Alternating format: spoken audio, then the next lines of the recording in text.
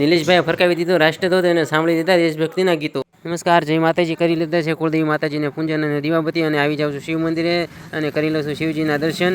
અને શિવજીના દર્શન કર્યા બાદ તમે જોઈ શકો છો કે અહીંયા ઘણી સારી નાની નાની બાળાઓ દીકરીઓ આવી હતી, કારણ કે આજે ફૂલ કાજળીનું વ્રત હતું ને તેઓ પૂજન કરવા માટે અહીંયા શિવ મંદિરે આવેલી હતી। અને આજે છે 15મી ઓગસ્ટ, તો હું કારખાને આવી જાઉં છું અને લઈ દઉં છું આપણો રાષ્ટ્રધ્વજ।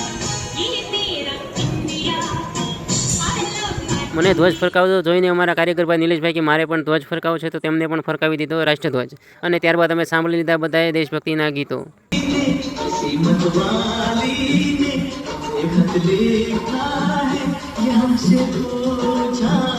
અને મારે જવાનું તો બીજા કારખાને પેમેન્ટ પકડવા માટે આવી જાઉં છું બીજા કારખાને પેમેન્ટ દેવા માટે, પેમેન્ટ આપીને પાછો આવી જાઉં છું કારખાને, સાંભળી લઉં છું ગીતો।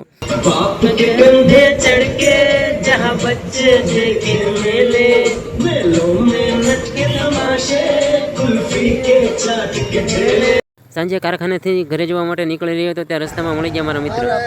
મજા મારા પરમ સ્નેહી મિત્ર તો છે જ, પરંતુ મારા મમ્મીના કૌટુંબિક મામાના દીકરા પણ છે, એટલે આમ મારા રિલેશનથી મામા પણ થાય। અને તેઓ ખેડૂતોની દવા બનાવતી ફાર્મર કંપનીમાં નોકરી કરે છે, અને તેની સાથે કરી લઉં છું થોડી વાતો, અને ત્યારબાદ હું આવી જાઉં છું ઘરે, અને ઘરે બેસીને હું કરી લઉં છું રાતનું વાળું, અને રાતનું ભોજન કર્યા બાદ હું આવી જાઉં છું બહાર શેરીમાં। તો અહીંયા મારા ભત્રીજા અને ભત્રીજો અડવાદા રમી રહ્યા હતા। આ રમતને તમારે ત્યાં શું કહેવાય છે કમેન્ટ કરીને કહેજો।